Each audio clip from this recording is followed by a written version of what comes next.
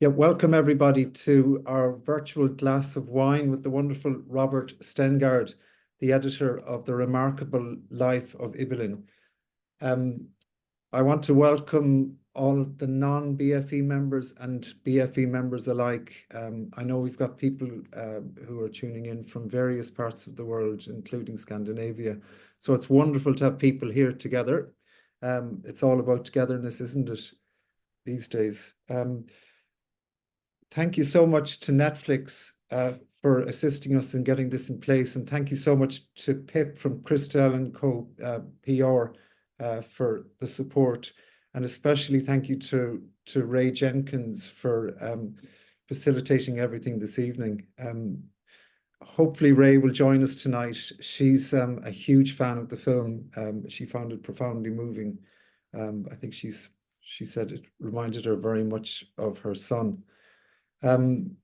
Just for anyone who hasn't been here before, this is an open Zoom format, so people, you can choose to leave your camera on or leave your camera off, but just be aware if you could keep your microphones off for the conversation that we have tonight. We're going to talk, I'll be talking most of the time with Robert, but also with his assistant, Arash, who's also here this evening. Hey, Arash. So you can put questions into the chat, but just be aware that you must be responsible for whatever content goes in there, and just think about the other people that are reading it. So don't put anything that your mother might be embarrassed about. The session is being recorded as well, so there will be a chance to catch up with it on YouTube in a few weeks' time. The team are doing quite well in keeping across or keeping up to date with them, as far as I can understand. So there's a great collection of other virtual glasses of wine on the BFE YouTube channel. So I recommend people to go and to check it out.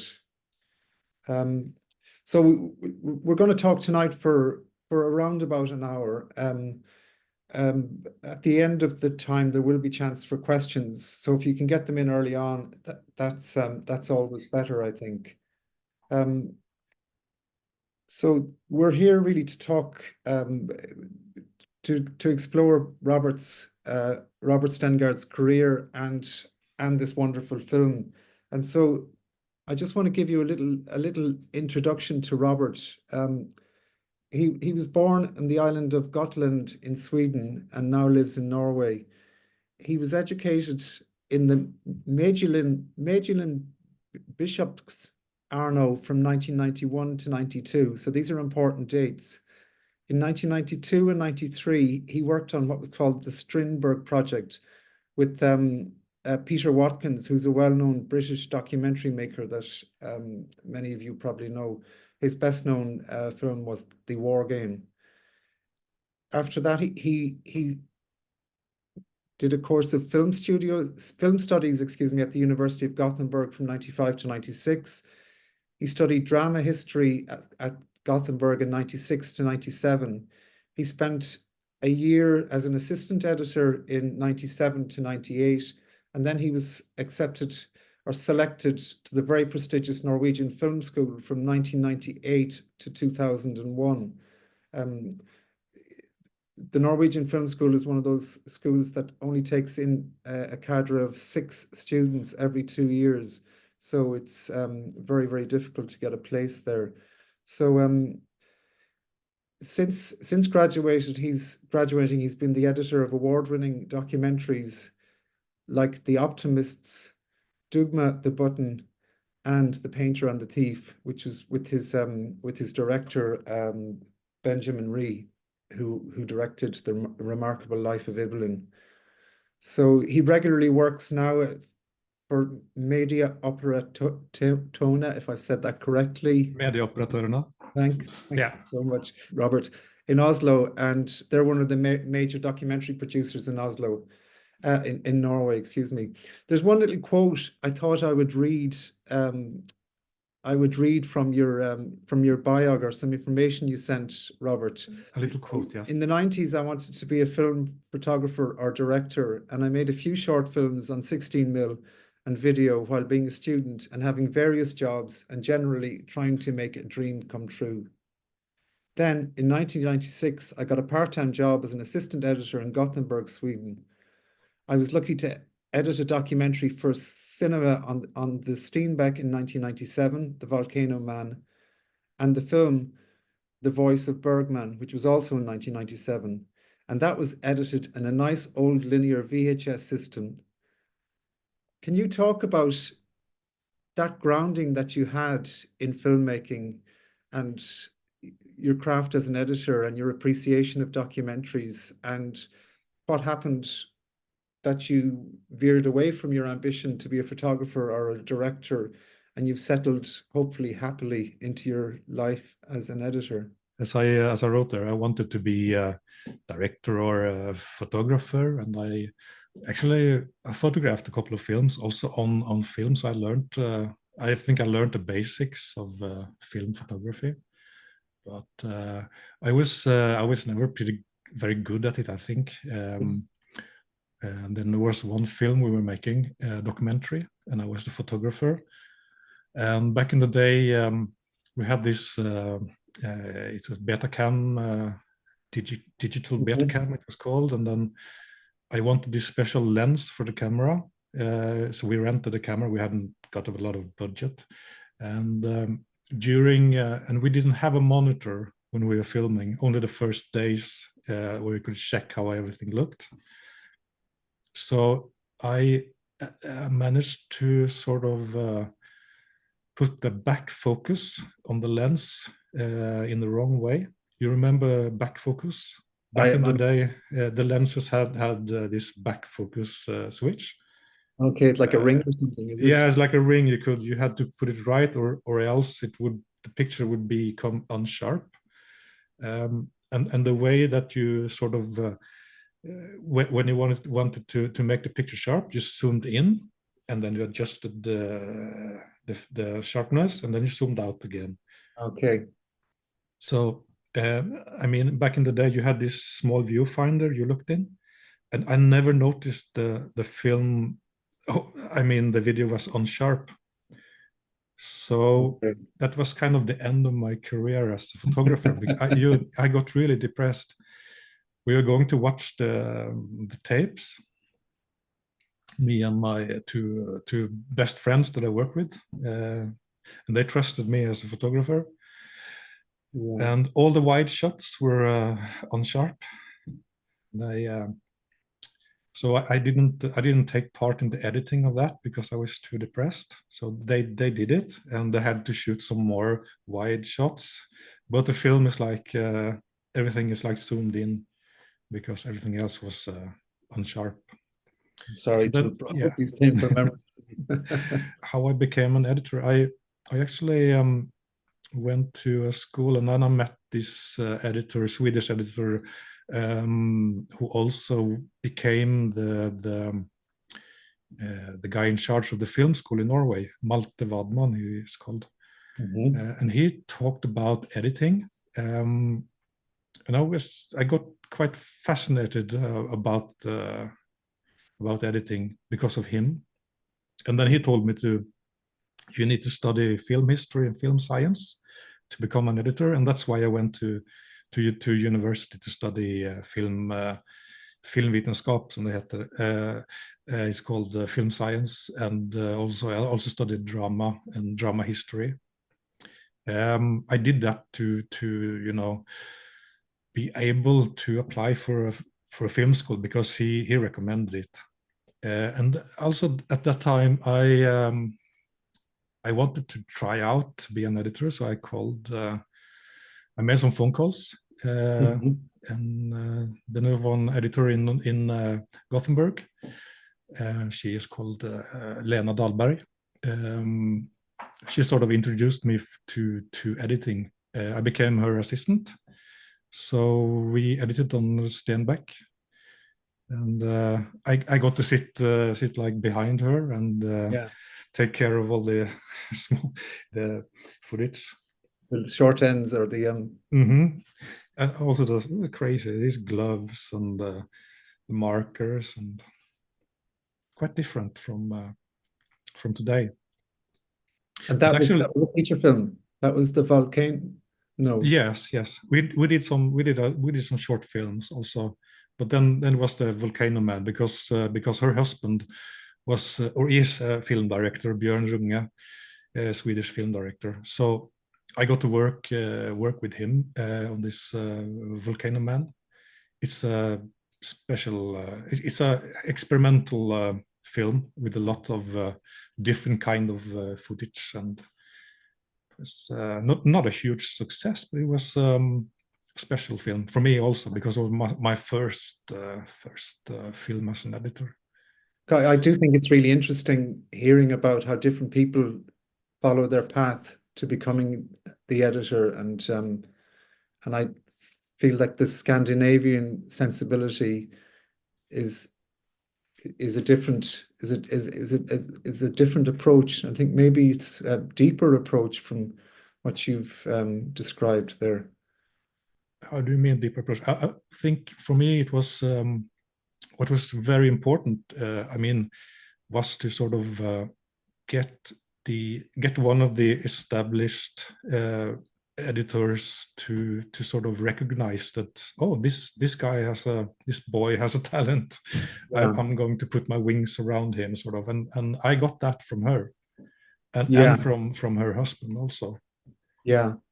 No, I was very impressed when I was looking at your resume or your biography and realizing that you'd spent almost 10 years or 9 years from when you started pursuing your interest in filmmaking to when you completed your course in the Norwegian Film School. So that's Yes, it was yes very hard because I remember I applied to like the Danish film school, maybe the National Film School also, I don't remember, or and the Finnish Film School actually, and Swedish Film School 2 times. wow.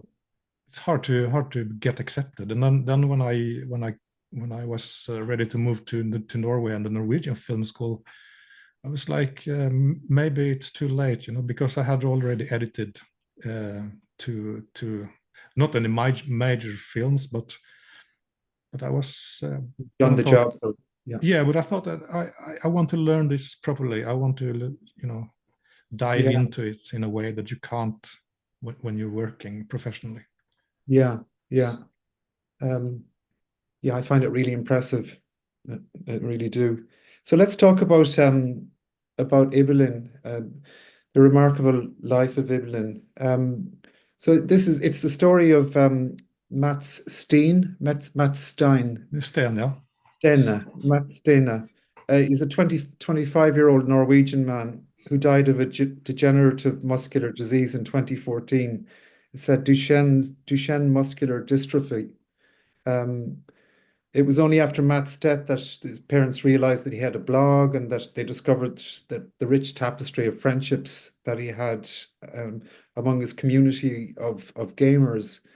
Um, from what I understand of the story, uh, Matt's died in 2014, and Yeah. Benjamin Ree connected with his parents. I hope people here have seen the film, or I'm not sure to what extent we can share spoilers. But Benjamin Ree is a director that you had worked with before on The Painter and the Thief. Yes. Um, can you explain a bit how the it all came together for you, or how your involvement came with the film, or at what point you became involved?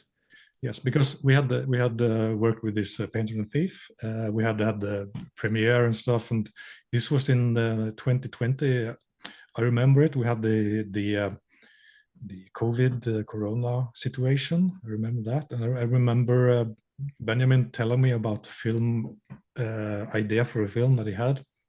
Mm. And then he called me and said, "I'm sorry, we have to cancel it because of the pandemic. But I have another idea. Could you come down and meet me? And so we met outside because we couldn't meet inside those days. Mhm. And he told me about this film about Mats Sten. And he said it would be a lot easier to do this because of the pandemic, because we wouldn't need to like travel a lot. We wouldn't need to film like a lot of people together. It would just be like a couple of interviews and some animations. And I Mhm. thought, yeah, it's good. Let's do Sounds that. simple. And yeah, it sounded simple, but it wasn't. But I had also read the article. There was an article in the newspapers about this about Mats Sten, and I had read it a couple of years before that. I think it was in 2015. The article came out, I think, and I had read that, and it was an amazing story. Yeah. I rarely don't save like articles, but this one I saved and bookmarked it because the story touched me so much. I was very happy when you said, yeah, you started to telling me about the story. Yeah, no, that story is fantastic. Let's go. Wow. And so for you, that was 2020. So Yeah, you and Benjamin started working together. So there was, I saw in the press notes there was 75 hours of home movies. Is that I think correct? it was something like that. Yes. And those because Benjamin had realized they had a lot of home movies, Yeah. and so I think I'm not sure if it's 75 hours, but it was a lot. So Yeah. that's where I started, watching that and sorting it and seeing how we could use it. And how did you have a preconception at the beginning? Did you have thoughts about what the story was going to be? And Yes, did you have surprises and discoveries as you the went? story would be basically because there was this news article. It would be basically like that news article, Yeah. and we knew sort of that we would have because in the Painter and Thief we played around a little bit with the perspectives. I don't know if you have seen it. I haven't seen that yet. It's So on we the list. we because yeah, and we thought that we could do that also in Ibelin, sort of like you tell the story from the parents' perspective first, and then you sort of rewind. And in the film is literally rewinding, Yes. but and then it comes from Mats's perspective. So that we knew. We hadn't seen the funeral at that point, or at least I hadn't seen it. But then I got to watch the funeral, and I was crying because that was maybe the most beautiful funeral I've ever seen. Hmm. And then we realized at some point that film needs to sort of build up towards the funeral because the funeral will be in the end. So we didn't have like script or like that. We didn't write script. Yeah. We just we try out stuff. It takes Yeah. a lot of time, but Benjamin's. I'm sitting in my office now, my editing room, and in the next room, Benjamin has his editing room. So he also likes to edit, and he does it quite a lot. So he likes to edit stuff, and then he sends it to me, and I can edit Yeah. stuff and send it to him. Mhm. That's worked in the past on other collaborations then. Yes, it worked in the Painter and Thief. He's not he's not an editor in that sense, um, but he likes to play around and find ways to tell the story, and I think it helps me a lot because if he was about to like explain stuff to me, it would take a lot of time. Yeah, sometimes some directors find it much easier to Mhm. put imagery together rather than to explain it. Yes. There was an interesting quote from Damien or from Benjamin that I picked up. He was he was inspired to give this a symphonic structure. And you mentioned the different perspectives. But he said almost like a classical symphony, going back to the same melodies, but played a little differently each time, adding layers, adding new layers to who Mats was. Yeah, I think that's basically what the structure does in the Yeah. film. I'm not sure if we put it like that when we edited it. I think, but it's a very, very, very good description. Um, it's circular. And we found out in the start. I think we tried to do a lot with part one of the movie. The part with the parents. We had Yes. we wanted to make turning points there. One turning point would, for example, be when Mats gets the diagnosis. It would be a small turning point. Then at one point we tried oh, let's tell everyone that he already died in the first minute of the movie. What happens? And it opened up. Now the film starts with him literally Yes. being dead, and it opened up because we realized that it doesn't have to be about a boy being suffering and then dies. We just It's not about that. It's about friendship and love.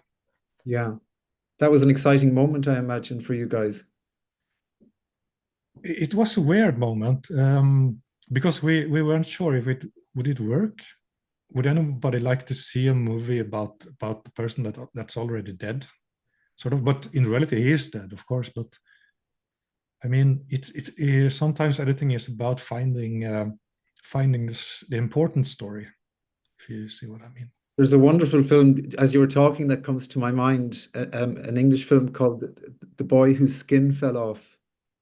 I haven't seen it. I must send it to you after this. It was made about 20 years ago, but it was almost like a voice from the grave to start it off. Yeah, So it says to you, look, this guy is going to die, but it's not about the death, it's about the love, and as you say, and the friendship, and yeah, it's about, well, what do you do? What have you done with your life before you died? So exactly. And I think also that when we realized that we could we didn't have to care about the different stages of his illness and so on. We could just make a circular dramaturgy. I mean, he dies in the start, and then he dies second time, and then he dies in the end. So funeral. he sort of dies three times. And can you talk a bit about the graphics and the gaming world, and how that looked, and how you were able to create change and drama and movement and all the amazing things that you managed to create and emotions you managed to evoke. I'd like to talk about the emotional part first. It's the Yeah, most important part because I know we had the stories, we had the sort of the blogs and stuff that Mats had been writing, and we had all the from the game, the game those 40,000 pages we had, and we had some stories, but then it's about how do you make this an emotional journey? How do you make it an emotional story? Where do you start? And I think it's all about the animation because we we found this fantastic animator. He's not a professional at all. okay.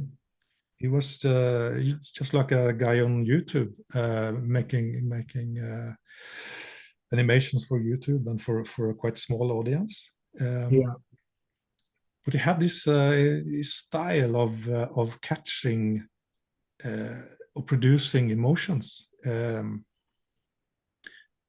that I think he nailed it with the facial expressions because in the game itself is something else. If you just look at the game, it doesn't. They don't look like that in the game.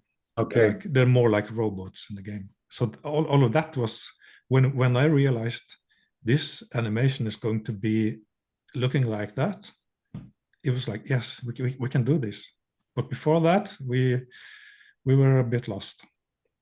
And did this particular designer also build camera moves and things like that into the Yes, he could do that, and we work by we work like this. We had actually Arash. oh yeah, it's a good time to maybe Yes, introduce Arash as well. Yeah. because he's the World of Warcraft expert. I could, for example, get like test shots from Arash because he had, for example, been leveling up in World of Warcraft with the Ibelin's persona. I think it took like 1 week to do that, just to level up. To label everything. Sorry, could you? Level up in the game because Ibelin was a quite high level on a quite high level in the game. So, so how long did you spend, Arash? So what they're saying is I had to remake his character in the game, so we had a similar character within the same range as the real Ibelin. And I Okay. think all in all, it took me a week, but we obviously spent more time with different characters and such. But to recreate his character, it took about a week. It was worth it. Yeah, so he had to actually game for a week, Okay. just And to then play the game things to make the Ibelin character look like the real Ibelin character. from a technical point of view, then you screen record. Yes, Yeah. then we screen recorded. So we Okay. storyboarded the film within the game. So the earliest version, the one that Robert and Benjamin had to work with, his Yeah. early edits were all very simple screen recordings from the game. The quality was so-so, but hopefully it was enough for Robert to and Benjamin to form an opinion of how they might envision the scenes to be and such. Yes, and Okay. that was sort of the easiest way to do it. And I would import the game footage into Avid, and I would stop and make freeze frames when I needed one freeze frame, and Yeah. then we recorded some of the dialogue. We did it in London, actually. Mhm. I got the dialogue, and then a lot of takes, and I had to sort of make an edit from the dialogue. And I sent the dialogue and those in-game recordings to the animator Yeah. as a base for him to understand not the actual rhythm, but more or less what it's about, what was it was supposed to be. And it was yeah, more scenes than we needed and a lot more dialogue than we would need in the final edit. I got a strong sense as well, though, that you found I haven't studied it closely, but you found a way to be very, very effective in uses of silence and also in uses of sound effects within the gaming world, because I found myself very, very moved by what was really just graphics and some text on screen. And I guess hearing the interviews, were you very careful about how much you chose to use music and not to use music? And were you very careful about being emotionally manipulative? Excuse me, it's a difficult thing to say. Yeah, I can start with the when we did The Painter and the Thief. We didn't use a lot of music in our collaboration, and we didn't sort of try to make the feelings stronger with music. But with Ibelin, we thought that okay, let's try because this is because of the game and because of that animated world which is so full of colors and drama. Then we can have bigger music. We can have an orchestra. We can make it big. So that's and then we're holding back also. It's not completely Hollywood style. We don't. I mean, a lot of some of the like sad parts we don't. There's no music there. But I mean, for example, the love story has a lot of music to it because we're sort of lifting that. We're in a way we are manipulating, of course. but we have to. We felt we wanted to make an emotional story. Yeah. I think Benjamin worked a lot with the music. He was almost like the composer would send him stuff, and he would sit there like a DJ, mixing different tracks and different melodies together and send them back to the composer, and he would have to compose something a little different and send it back and so on. But he liked it. Same with the animators. I mean, we would redo and recut and take away dialogue and put in voiceover and take out stuff and send it back to them. So it was a lot of back and forth. Wow. That's why it took such a long time. Also, it's very, very difficult to get it right. In a way. So can you talk a little bit about the process then, in terms of, I guess, the amount of time you thought it was going to take, and the actual duration? Like, were you on it full time, or did you have to go to something else and then come back regularly? I had two pauses, I think, where I worked with other films, but it was about three years, I think, in total. Oh, but okay. I didn't work in full time, but it never stopped taking taking effort and taking time, because there's when it comes to animation, there's so many details you have to take care of, and so many things as an editor.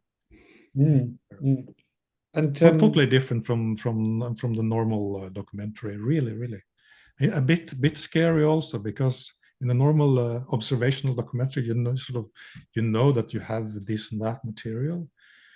It was something like more endless possibilities in a way, and a bit scary. Exciting though, I think, because you're driving the material, and you have to, because the rest of the film is just interviews and some archive footage. So that's not really exciting if you look at it. And like we had to be very, very careful and try to lift like every second of this story and see what's the maximum potential we can get out of this. And in terms of the overall story, and what sort of elements did you leave out, or did you have to leave out? And I'm sure there were things that there were sensitivities around, because it's such a personal. There's such personal stories for all of the extremely generous contributors involved. They really did share so generously of themselves. Yes, they do. We had, if I remember correctly, we had more stories about how Ibelin and Mats helped others. And I'm not sure we ended taking it out because the film as a whole couldn't bear it. But there were some very, very nice and touching stories. But I think that comes through that he helped, how he helped, and that he helped a lot of people. So that was sort of on the table, and it was in the film. And then there was this huge scene, animated scene. It was huge. It was the hugest. It was a big scene about some. Can you fill me in, Arash? It was the court case, or the trial against Ibelin. It was the single largest animated scene, and the whole film was building up towards it. But then you realized it doesn't really fit. So it took a while for us to realize that we spent so much time. It's a really cool scene in a vacuum, and some of the lead up to it was great, but as an ending almost to the entire animated scene of the film, it didn't work out, and it was painful, obviously, to take it out. We did a lot. We put a lot of effort in that scene. The reason we took it out, I think it was also because of it was quite complicated to explain what this scene really was about. But it actually was one of the key scenes to start with. So we had that scene in almost for a year. Then we then we took it out. Can you explain what the scene was? It was a court case in the World of Warcraft game itself. Is that correct? Yes, it was a court case in World of Warcraft with the guild of that Ibelin was a part of, and they had sort of decided to maybe throw him out of the guild. Okay. And the verdict would become that he would be there to stay. So it was quite complicated. A lot of characters, a lot of things and stuff that he had done, which led up to this case. But we sort of landed on the thing in the film now, which is sort of a big thing in the film now, is that he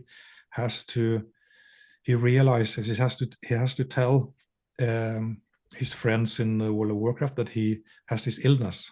Yeah. So that sort of became the main. It has the same function, sort of dramaturgically, like It that. brings him back. Yes. So that was sort of more important in the end. That was more like the film was about. And we realized we couldn't have both of those things. It's too much. Yeah, it's funny. It's not the sort of film that I would ever have thought of watching. And a good friend of mine, Zaina, recommended it to me, and so I searched it out and watched it, and I found that it stayed with me so much, and those gaps that you left gave me a huge amount to think about in terms of ability and life and friendships and what is a full life and all of those big themes. You guys finished it after 3 years. It went on. Correct me when I get these things wrong, because I will. But it was then selected for the Sundance Festival in 2023. Yeah, that's correct. Yes. And then at Sundance, it was picked up by Netflix. Yes. And so what can you talk to us about getting the film finished, it going out into the world and the response from it and from his family and friends and then the rest of the world, I guess? To start with the family and friends, I mean, those were most important, the most important audience. I think it's a bit weird because when you make a film about the person who is alive, it's very easy. You can just go and ask the person, is this film, does it portray you the right way? Is it okay? Should we leave that? Should we have that? When the person is dead, you have to ask all his friends and family. It's like so they were our most important audience, really, and also the gaming audience in general. I mean, we were thinking a lot about. We were scared, you are really scared when you make such a movie because it's a bit different, and what if the gaming community don't like this? What if then the film is dead? There's no hope if they don't like it, if they don't accept what we have done to their game. Yeah. Then, like in Sundance, I think it went quite well there with the sort of critics and the people. Did you go to the screening in Sundance? Yes, I did. The sound was not good. The audio was terrible in the cinema, but it was it's a weird experience. It was my second time in Sundance, but both times what's this movie theater called? The Egyptian. Terrible sound. Right. I must say. I did not know that. But presumably the gaming community, you had a positive response from them. Yeah, we had to check that out very closely before we locked it. Of course, I can tell you that we also made the grading of the movie 2 times because the grader had made a version of grading that was like more like film kind of film grading, like, because World of Warcraft is a very glossy, the game has maximum colors all the time, and that doesn't look as good. Doesn't look too good on a film, really. So we had graded it like a normal film, and then we sent that out to some of the people in the guild. They they didn't like it because it doesn't look like our game. It looks like some fiction or some movie, or Okay. this isn't right. So we had to do it one more time because when we lift all the colors of the game, we had to lift all the colors of the audio footage also. So Okay. it became like, oh, it's now it's very saturated. Yeah. But we had to do that. Did you notice that yourself though? After the first grade, excuse me. Did you realize that? I didn't know. I just thought, oh, this. So yeah, we should make it, film like, make it look like a movie. From my Yeah. point of view, I thought it Yeah. was good, and Yeah. also the World of Warcraft, it doesn't have any like depth of field.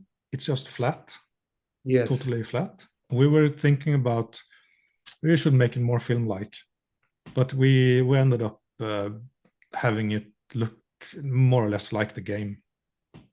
It's not, and it's not that cinematic if you think about it. It's epic. It definitely feels epic, I suppose. It's because it's the big things, isn't it? It's those big themes in life, love, death, friendship. Yeah, it certainly feels epic. Um, I'm very curious, Arash, to hear how your experience was in making the film, and whether you had worked with Robert before, and how the documentary scene is in Norway. So this was probably the first film I was editor assistant for Robert, and I had only been in the film world in Norway or anywhere for 6 months by the time this film came around. I've been big into gaming. I've studied 3D games art, so that was my background. And through faith, because I'm a very technical person, I ended up on the team or at the company Media Operatørene. And as I had, my mom wouldn't be proud, but at that point I had 13 years experience in this one specific game. So I was overly qualified for this one specific project. Oh, for World of Warcraft game. Okay. Yeah. So I knew all the details, and for me this was perfect. It was the very nice timing. But to be honest, I didn't know too much about filmmaking as the actual art form, how to do things. So Robert has our collaboration is I've helped with game uh, let's say game details, game trivia, helped push the film in certain directions that, oh, the people that know will love these details. It Okay. won't probably matter for everyone, but those that know, they will appreciate it. Hopefully, people that did actually like those things. And then Robert has been my teacher in everything film, really. And are you staying in filmmaking, or have you? Yes, it's still Okay. fun. Okay. Okay. More fun than games, to be honest. In terms of Sundance and Netflix and all of that, so you had it was a 3-year period. Was there an overlap from uh, going to going to Sundance and finally finishing it, or anything like that? Sometimes people send films to Sundance that aren't quite locked or quite graded. Yes, we did. We did send it to Sundance before it was completely locked. We did Yeah. that, and it's about the timing, and it's about the calendar, and so. But we needed to do that, and then we had to continue editing it, and but it meant a lot to us to know that it was going to be on Sundance. Gave us a lot of energy because we knew Yeah. that before the festival. Yeah. Then we locked it like I think 2 weeks before Sundance, I think. Fabulous. And you talked about the gaming community's response to it. The parents of Matt, whose names I haven't written down, Trude and Robert. and his sister also. Yes.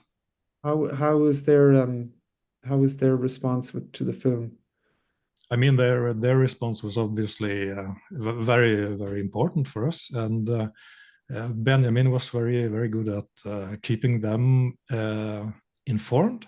He actually made them weekly, what do you call it, newsreels from the editing room. So he would come into me here with the camera and sort of interview me. Robert, what are you doing now? What are you editing now? And I would tell him, yeah, now I'm editing this scene here with Mats doing this and that, and it's going to be great. And he would send it to them. So they were not very much involved in the film itself. They were not, but they were kept up to date on everything we did, actually. It's amazing that they had that so much interaction with you during the edit, but it was amazing that they were so generous and open about their story. Uh, because there's a tragedy within the story in that there was a side of their son that they just didn't know at all, and a part of him that they missed out on. I found myself feeling very sad about that. Yeah, absolutely, and I can imagine. Yeah, I know. I see what you mean. I think Robert especially is very open about. He thinks this story, and it is a very important story to tell. That's I think it's part of his mission in life to tell the world about this. There's a question here from Victor. Um, Thank you for being here and for sharing your knowledge. Loved the film. When you rewound the tape and you went back to show what happened with him in the virtual world, revealing that he lived a double life, it was really effective, super emotional. It was like resurrecting him. Where did the idea of using the tape analogy come from? Where you first let the tape run out, but when the family finds out about the life he had in the virtual world, you rewind it. That's quite early in the film, isn't it? Or in the first third. Yes, it's the sort of end of the first act. Yeah. It was an idea we had, or Benjamin had, about we had that idea from The Painter and the Thief, that we can try to make things literal, rewinding stuff. You can actually do it literally. And there was this, so they filmed this videotape machine and this videotape going backwards and forwards, and they also, I remember, also filmed like a clock ticking down on this VHS machine. We didn't use that because we felt it looked like a bomb, sort of. And but it was an idea. It's a bit. I mean, you can do it the wrong way and it won't work at all, because it's a bit cheesy in a way. Let's rewind the tape, sort of. It's very. You have to do it the right way to make it work, and I think it works because we are because of the music that has such an impact. I don't know if you remember it is kind of like very powerful music when the video goes backwards. Okay. And before that we have this music build up.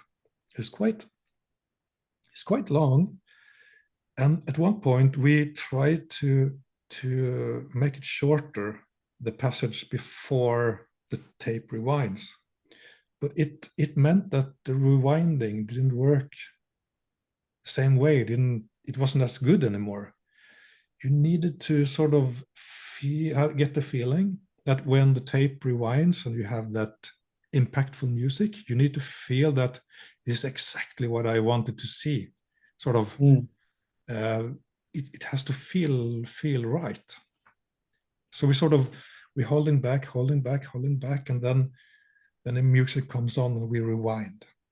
And did the music resolve and then rewind, or music comes on, rewind, and the kind of, did you try different? Yeah, we tried we tried different music also. We had some other pieces of music there, and it's sometimes this one worked, but it was also a big challenge because we edited first for because he made the composer, he made them first on the synthesizer without the orchestra.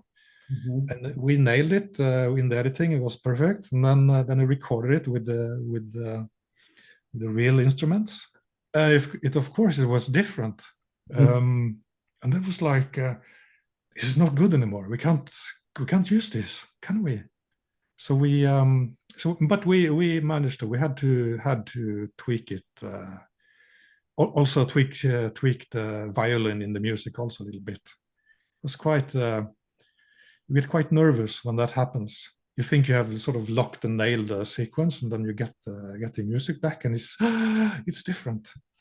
Yeah. You're so used to a certain maybe a certain sound that makes you feel a certain way or something within. Yeah, when you edit, yes, exactly.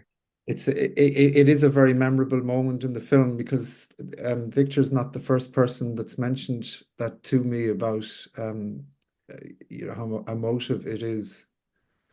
I'm looking to see if is there anyone else who wants to ask anything, has any questions or comments? I can answer more about the question about the idea for the analog tape. We had some idea about, but we didn't follow it up really. But about Mats's world being digital and his parents' world being analog, yeah, we didn't go very far with that idea. It's amazing that Mats's parents videoed so much, or what's the word? Chronicled so much. Is that the correct word? He did. I think I was quite impressed when I saw the first footage of Mats when he was born, because I think he had bought this camera then, and it was it was like a VHS tape camera, quite big, clunky or big stuff, and he was so sort of calm and sort of captured everything really nicely, and. So then was a period when Mats got diagnosed. They stopped filming for a couple of years, and they took it up again. And then he bought a new camera. It was a more modern camera, but much smaller. And he started to shake about a lot more. So it didn't film in the same way anymore. It was different because the camera was smaller. It was a bit more all over the place then. Yeah. But I think he wanted to document his first child, and so like most fathers tend to do. I did it myself. Did you? Okay. Yes, I bought a camera. Okay, it's a beautiful thing to do, I think, and it's a beautiful thing he shared. Are there what for you? Are there any special memories from making the film or from the edit that you'd like to share, or how have you changed since you've done that? I actually I have of course I've changed because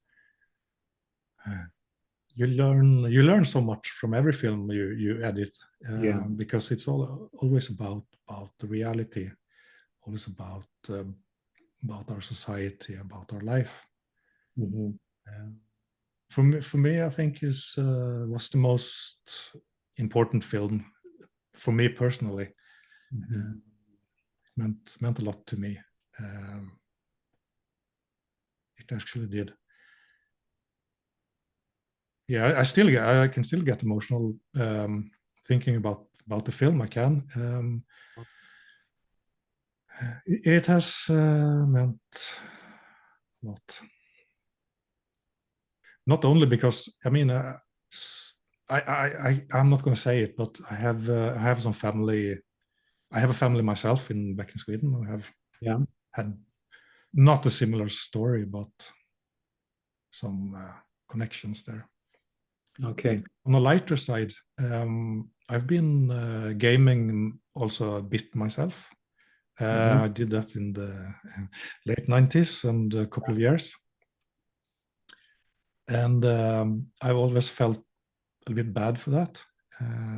Like it was, it's a waste of time, and the game quite a lot in a period.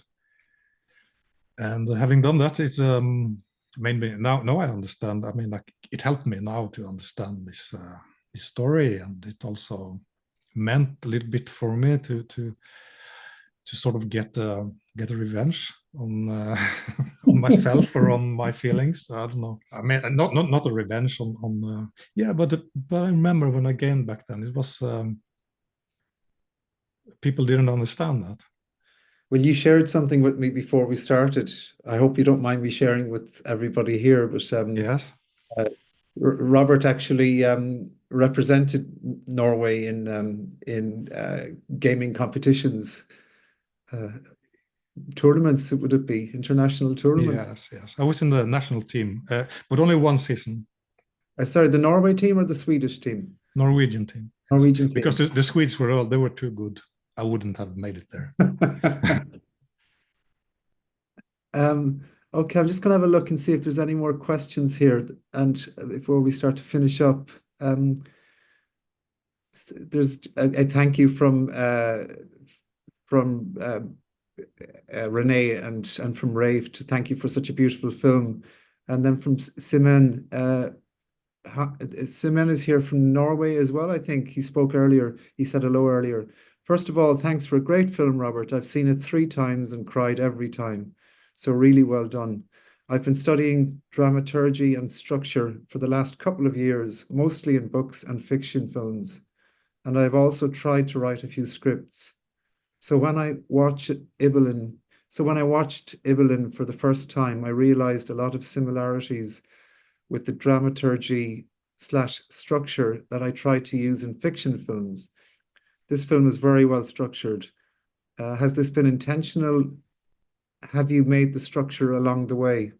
The short answer is we have made a structure along the way, but I mean, Benjamin is very, very interested in finding ways to tell stories and finding new ways to tell stories. He always gets excited when we tell a story in a way that we haven't seen before in a documentary. He's like very excited about that. I think it's some things, sort of based on previous experiences, what sort of works and what doesn't. But then it's like when you're working with the documentary material in general, it has some limits on what you're actually able to do. And here we had the animation, and it gave us some room to sort of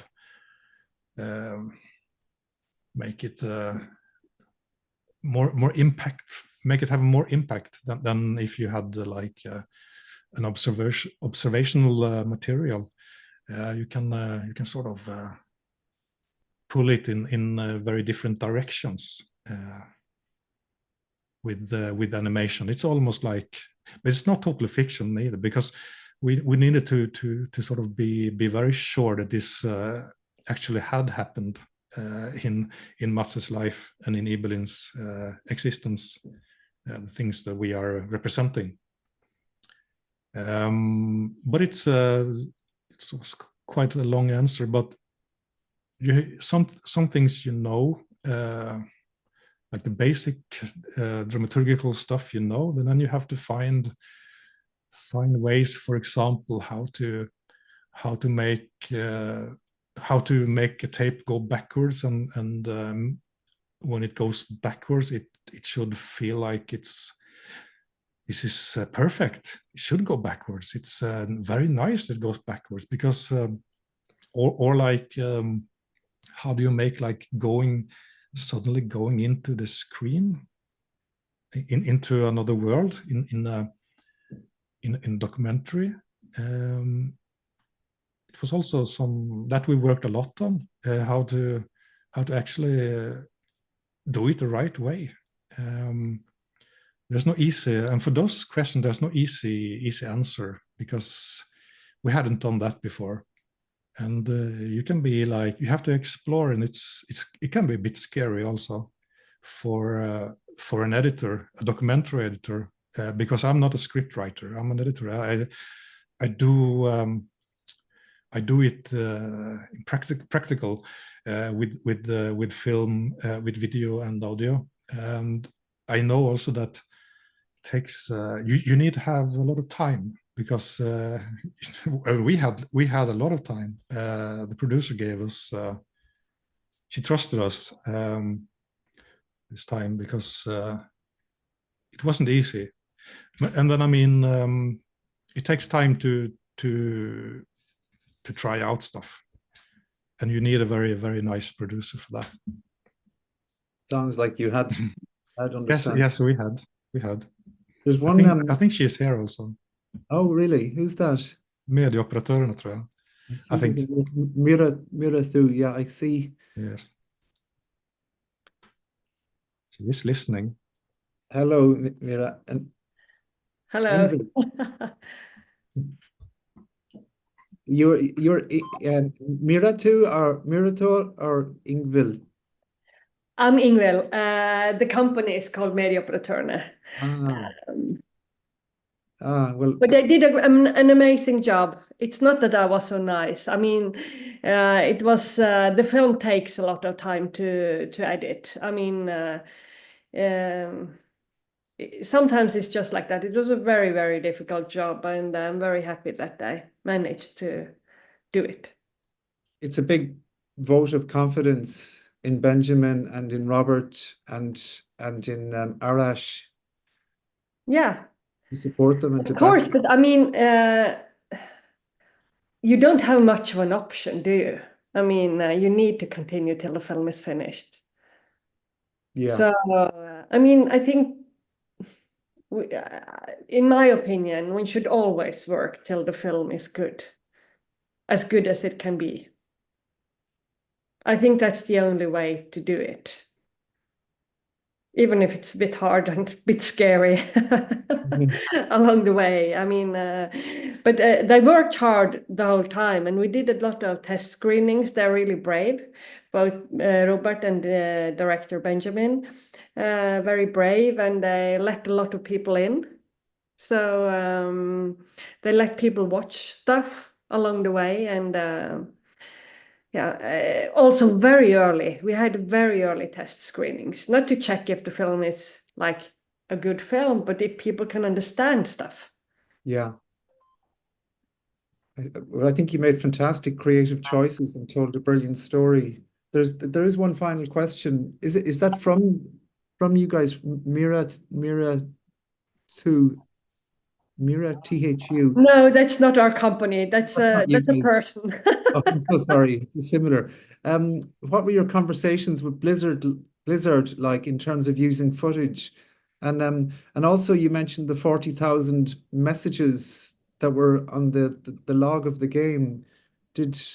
Was it Benjamin who went through all of these? Was it the production team? Was it Robert? Was it Arash, or was it a collection? Mainly Benjamin went through all that, and then we didn't have, and this is maybe something Ingvild would like to talk about, because she did have to go and because we actually made the film, we made it all before we talked with Blizzard about using their game, and maybe you can talk about this, Ingvild. Yeah, now I'm taking a lot of space here, but thank you for letting me in. No, we did it the only way that was possible. That was to make the film almost finished before we talked to Blizzard. Because, as most of you probably know, a documentary really needs to be independent. And especially when it's such a huge company, huge brand, it would look like a commercial if they were involved along the way. But we were thinking like, this is a really good story. We really hope they will like it. And we had like an online meeting like we're having here after having worked on it for a while with the bosses at Blizzard. And we said that, okay, we will just continue till we are almost finished and then we will show it to you. And if you like it, we can continue and release the film. And if not, we will make the game anonymous.